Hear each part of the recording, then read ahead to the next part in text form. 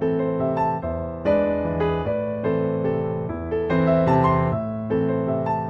Monkey's Paw by W. W. Jacobs, 1902. Without, the night was cold and wet, but in the small parlour of Laburnum Villa the blinds were drawn and the fire burned brightly. Father and son were at chess, the former, who possessed ideas about the game involving radical changes, putting his king into such sharp and unnecessary perils that it even provoked comment from the white-haired old lady knitting placidly by the fire. "Hark at the wind," said Mr. White, who, having seen a fatal mistake after it was too late, was amiably desirous of preventing his son from seeing it. "I'm listening," said the latter, grimly surveying the board as he stretched out his hand. "Check." "I should hardly think that he'd come tonight," said his father, with his hand poised over the board. "Mate," replied the son. "That's the worst of living so far out," bawled Mr. White, with sudden and unlooked-for violence.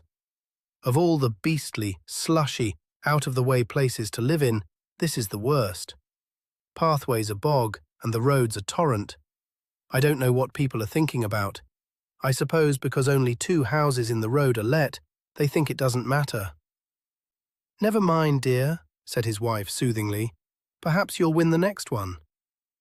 Mr. White looked up sharply, just in time to intercept a knowing glance between mother and son. The words died away on his lips, and he hid a guilty grin in his thin grey beard. "There he is," said Herbert White, as the gate banged to loudly and heavy footsteps came toward the door. The old man rose with hospitable haste, and opening the door, was heard condoling with the new arrival. The new arrival also condoled with himself, so that Mrs. White said, "Tut, tut," and coughed gently as her husband entered the room, followed by a tall, burly man, beady of eye and rubicund of visage. "Sergeant Major Morris," he said, introducing him. The sergeant major shook hands, and taking the proffered seat by the fire, watched contentedly while his host got out whiskey in tumblers and stood a small copper kettle on the fire.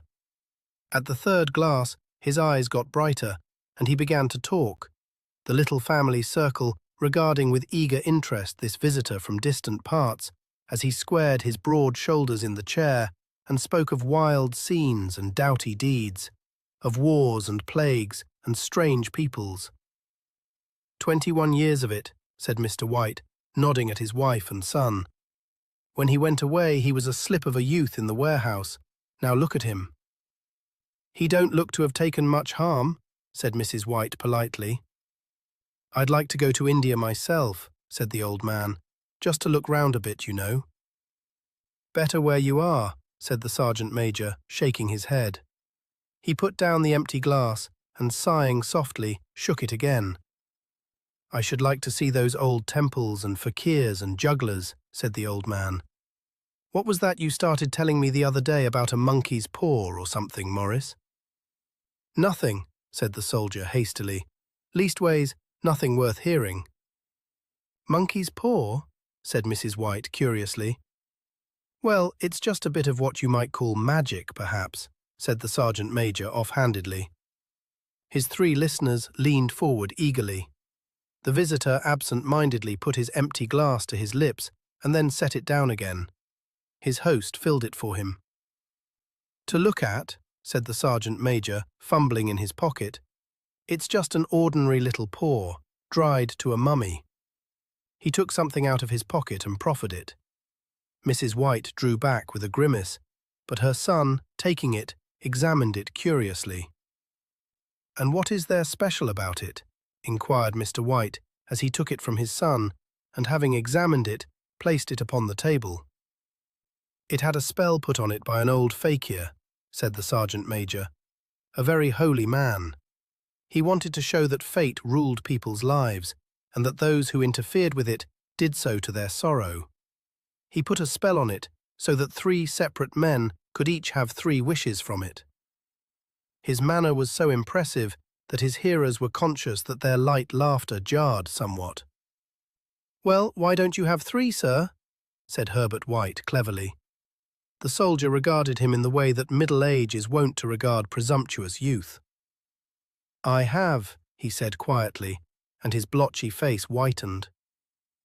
"And did you really have the 3 wishes granted?" asked Mrs. White. "I did," said the sergeant major, and his glass tapped against his strong teeth. "And has anybody else wished?" persisted the old lady. "The first man had his 3 wishes. Yes," was the reply. "I don't know what the first 2 were, but the third was for death. That's how I got the paw." His tones were so grave that a hush fell upon the group. "If you've had your 3 wishes, it's no good to you now then, Morris," said the old man at last. "What do you keep it for?" The soldier shook his head. "Fancy, I suppose," he said slowly. "I did have some idea of selling it, but I don't think I will. It has caused enough mischief already. Besides, people won't buy. They think it's a fairy tale. Some of them, and those who do think anything of it, want to try it first and pay me afterward." "If you could have another 3 wishes," said the old man, eyeing him keenly, "would you have them?"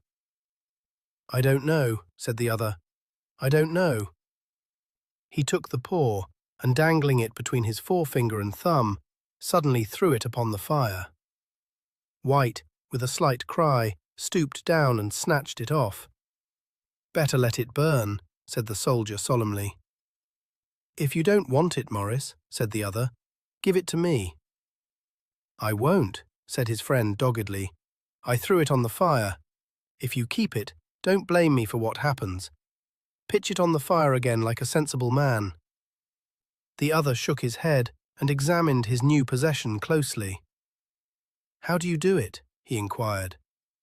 "Hold it up in your right hand and wish aloud," said the sergeant major, "but I warn you of the consequences." "Sounds like the Arabian Nights," said Mrs. White, as she rose and began to set the supper. "Don't you think you might wish for 4 pairs of hands for me?" Her husband drew the talisman from pocket, and then all 3 burst into laughter, as the sergeant major, with a look of alarm on his face, caught him by the arm. "If you must wish," he said gruffly, "wish for something sensible." Mr. White dropped it back in his pocket, and placing chairs, motioned his friend to the table. In the business of supper, the talisman was partly forgotten, and afterward the 3 sat listening in an enthralled fashion to a second installment of the soldier's adventures in India. "If the tale about the monkey's paw is not more truthful than those he has been telling us," said Herbert, as the door closed behind their guest, just in time for him to catch the last train, "we shan't make much out of it." "Did you give him anything for it, father?" inquired Mrs. White, regarding her husband closely. "A trifle," said he, colouring slightly. "He didn't want it, but I made him take it, and he pressed me again to throw it away." "Likely," said Herbert, with pretended horror. "Why, we're going to be rich and famous and happy. Wish to be an emperor, father, to begin with. Then you can't be henpecked." He darted round the table, pursued by the maligned Mrs. White, armed with an antimacassar. Mr. White took the paw from his pocket and eyed it dubiously. "I don't know what to wish for, and that's a fact," he said slowly. "It seems to me I've got all I want." "If you only cleared the house, you'd be quite happy, wouldn't you?" said Herbert, with his hand on his shoulder. "Well, wish for £200 then. That'll just do it." His father, smiling shamefacedly at his own credulity, held up the talisman, as his son, with a solemn face, somewhat marred by a wink at his mother, sat down at the piano and struck a few impressive chords. "I wish for £200, said the old man distinctly. A fine crash from the piano greeted the words, interrupted by a shuddering cry from the old man. His wife and son ran toward him. "It moved!" he cried, with a glance of disgust at the object as it lay on the floor. "As I wished, it twisted in my hand like a snake." "Well, I don't see the money," said his son, as he picked it up and placed it on the table.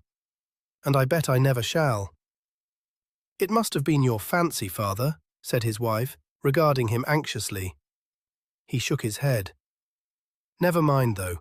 There's no harm done, but it gave me a shock all the same." They sat down by the fire again, while the two men finished their pipes.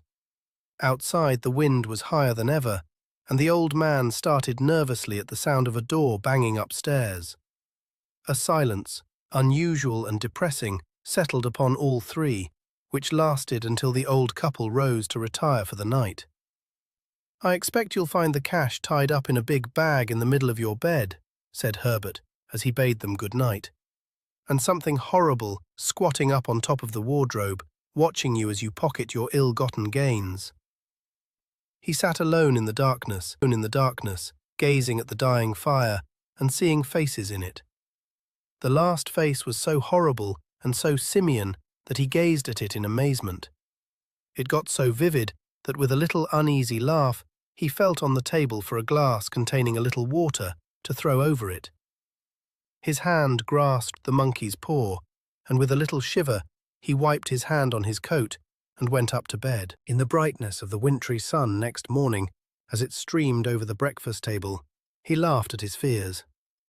There was an air of prosaic wholesomeness about the room which it had lacked on the previous night, and the dirty, shriveled little paw was pitched on the sideboard with a carelessness which betokened no great belief in its virtues. "I suppose all old soldiers are the same," said Mrs. White. "The idea of our listening to such nonsense! How could wishes be granted in these days? And if they could, how could £200 hurt you, father?" "Might drop on his head from the sky," said the frivolous Herbert. "Morris said the things happened so naturally," said his father, "that you might, if you so wished, attribute it to coincidence." "Well, don't break into the money before I come back," said Herbert, as he rose from the table. "I'm afraid it'll turn you into a mean, avaricious man, and we shall have to disown you." His mother laughed, and following him to the door, watched him down the road, and returning to the breakfast table, was very happy at the expense of her husband's credulity. All of which did not prevent her from scurrying to the door at the postman's knock, nor prevent her from referring somewhat shortly to retired sergeant majors of bibulous habits when she found that the post brought a tailor's bill. "Herbert will have some more of his funny remarks, I expect, when he comes home," she said, as they sat at dinner. "I dare say," said Mr. White, pouring himself out some beer. "But for all that, the thing moved in my hand. That I'll swear to." "You thought it did," said the old lady soothingly. "I say it did," replied the other. "There was no thought about it. I had just— What's the matter?" His wife made no reply. She was watching the mysterious movements of a man outside who, peering in an undecided fashion at the house, appeared to be trying to make up his mind to enter.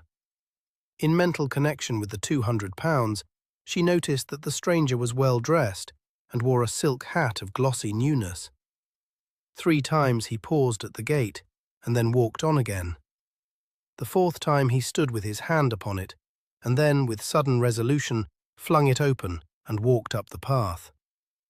Mrs. White at the same moment placed her hands behind her, and hurriedly unfastening the strings of her apron, put that useful article of apparel beneath the cushion of her chair.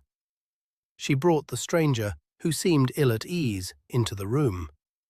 He gazed at her furtively, and listened in a preoccupied fashion as the old lady apologized for the appearance of the room, and her husband's coat, a garment which he usually reserved for the garden. She then waited as patiently as her sex would permit for him to broach his business, but he was at first strangely silent.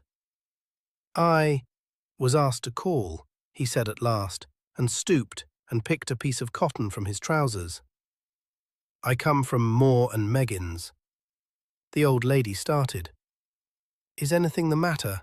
she asked breathlessly. "Has anything happened to Herbert? What is it? What is it?" Her husband interposed. There, mother," he said hastily. "Sit down and don't jump to conclusions. You've not brought bad news, I'm sure, sir." And he eyed the other wistfully. "I'm sorry," began the visitor, "Is he hurt?" demanded the mother wildly. The visitor bowed in assent. "Badly hurt," he said quietly, "but he is not in any pain." "Oh, thank God," said the old woman, clasping her hands. "Thank God for that. Thank—" She broke off suddenly as the sinister meaning of the assurance dawned upon her, and she saw the awful confirmation of her fears in the other's averted face. She caught her breath, and turning to her slower-witted husband, laid her trembling old hand upon his. There was a long silence. "He was caught in the machinery, said the visitor at length in a low voice. "Caught in the machinery," repeated Mr. White in a dazed fashion. "Yes." He sat staring blankly out at the window, and taking his wife's hand between his own, pressed it as he had been wont to do in their old courting days nearly 40 years before. "He was the only one left to us," he said, turning gently to the visitor. "It is hard." The other coughed, and rising, walked slowly to the window. "The firm wished me to convey their sincere sympathy with you in your great loss," he said, without looking round.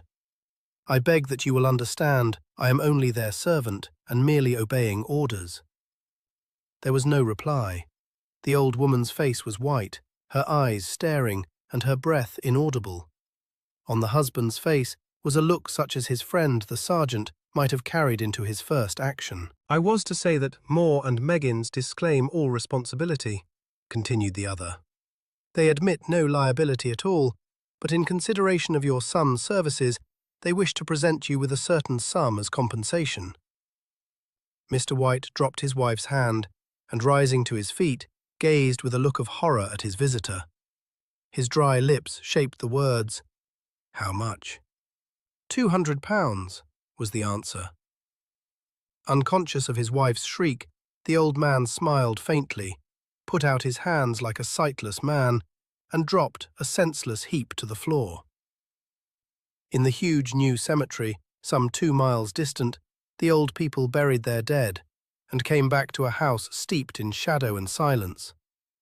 It was all over so quickly that at first they could hardly realize it, and remained in a state of expectation, as though of something else to happen, something else which was to lighten this load, too heavy for old hearts to bear.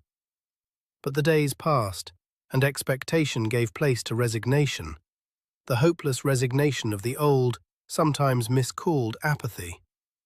Sometimes they hardly exchanged a word, for now they had nothing to talk about, and their days were long to weariness. It was about a week after that the old man, waking suddenly in the night, stretched out his hand and found himself alone. The room was in darkness, and the sound of subdued weeping came from the window. He raised himself in bed and listened. "Come back," he said tenderly. "You will be cold." "It is colder for my son," said the old woman, and wept afresh. The sound of her sobs died away on his ears. The bed was warm, and his eyes heavy with sleep. He dozed fitfully, and then slept until a sudden wild cry from his wife awoke him with a start. "The paw!" she cried wildly. "The monkey's paw!" He started up in alarm. "Where? Where is it? What's the matter?" She came stumbling across the room toward him. "I want it," she said quietly. "You've not destroyed it?" "It's in the parlour, on the bracket," he replied, marvelling. "Why?" She cried and laughed together, and bending over, kissed his cheek. "I only just thought of it," she said hysterically. "Why didn't I think of it before? Why didn't you think of it?" "Think of what?" he questioned. "The other 2 wishes," she replied rapidly. "We've only had one." "Was not that enough?" he demanded fiercely. "No," she cried triumphantly. "We'll have one more.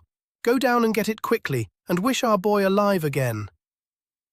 The man sat up in bed and flung the bedclothes from his quaking limbs. "Good God, you are mad!" he cried, aghast. "Get it," she panted. "Get it quickly, and wish— Oh, my boy, my boy!" Her husband struck a match and lit the candle. "Get back to bed," he said unsteadily.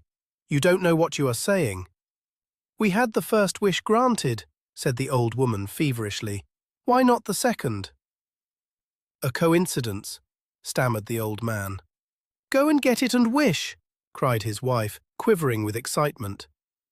The old man turned and regarded her, and his voice shook. "He has been dead 10 days, and besides I would not tell you else, but I could only recognize him by his clothing. If he was too terrible for you to see then, how now?" "Bring him back," cried the old woman, and dragged him toward the door. "Do you think I fear the child I have nursed?" He went down in the darkness and felt his way to the parlour and then to the mantelpiece. The talisman was in its place, and a horrible fear that the unspoken wish might bring his mutilated son before him ere he could escape from the room seized upon him, and he caught his breath as he found that he had lost the direction of the door. His brow cold with sweat, he felt his way round the table and groped along the wall until he found himself in the small passage with the unwholesome thing in his hand. Even his wife's face seemed changed as he entered the room. It was white and expectant, and to his fears seemed to have an unnatural look upon it. He was afraid of her. "Wish," she cried in a strong voice. "It is foolish and wicked," he faltered. "Wish," repeated his wife. He raised his hand. "I wish my son alive again." The talisman fell to the floor, and he regarded it fearfully. Then he sank trembling into a chair as the old woman, with burning eyes, walked to the window and raised the blind. He sat until he was chilled with the cold, glancing occasionally at the figure of the old woman peering through the window. The candle end, which had burned below the rim of the china candlestick, was throwing pulsating shadows on the ceiling and walls until, with a flicker larger than the rest, it expired. The old man, with an unspeakable sense of relief at the failure of the talisman, crept back to his bed, and a minute or two afterward, the old woman came silently and apathetically beside him. Neither spoke, but lay silently listening to the ticking of the clock. A stair creaked, and a squeaky mouse scurried noisily through the wall. The darkness was oppressive, and after lying for some time screwing up his courage, he took the box of matches, and striking one, went downstairs for a candle. At the foot of the stairs, the match went out, and he paused to strike another, and at the same moment a knock, so quiet and stealthy as to be scarcely audible, sounded on the front door. The matches fell from his hand and spilled in the passage. He stood motionless, his breath suspended until the knock was repeated. Then he turned and fled swiftly back to his room and closed the door behind him. A third knock sounded through the house. "What's that?" cried the old woman, starting up. "A rat," said the old man in shaking tones. "A rat. It passed me on the stairs." His wife sat up in bed listening. A loud knock resounded through the house.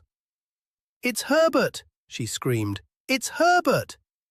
She ran to the door, but her husband was before her, and catching her by the arm, held her tightly. "What are you going to do?" he whispered hoarsely. "It's my boy! It's Herbert!" she cried, struggling mechanically. "I forgot it was 2 miles away. What are you holding me for? Let go! I must open the door." "For God's sake, don't let it in," cried the old man, trembling. "You're afraid of your own son," she cried, struggling. "Let me go! I'm coming, Herbert, I'm coming!" There was another knock, and another. The old woman, with a sudden wrench, broke free and ran from the room. Her husband followed to the landing and called after her appealingly as she hurried downstairs. He heard the chain rattle back and the bottom bolt drawn slowly and stiffly from the socket. Then the old woman's voice, strained and panting. "The bolt!" she cried loudly. "Come down, I can't reach it!" But her husband was on his hands and knees, groping wildly on the floor in search of the paw. If he could only find it before the thing outside got in. A perfect fusillade of knocks reverberated through the house, and he heard the scraping of a chair as his wife put it down in the passage against the door. He heard the creaking of the bolt as it came slowly back, and at the same moment he found the monkey's paw and frantically breathed his third and last wish. The knocking ceased suddenly, although the echoes of it were still in the house. He heard the chair drawn back and the door opened. A cold wind rushed up the staircase, and a long, loud wail of disappointment and misery from his wife gave him courage to run down to her side and then to the gate beyond. The street lamp, flickering opposite, shone on a quiet and deserted road. Thank you for listening. If you enjoyed this reading, please like, subscribe, and turn on notifications. New readings are uploaded weekly. This has been Read Aloud Classics. Timeless stories, beautifully read, always free.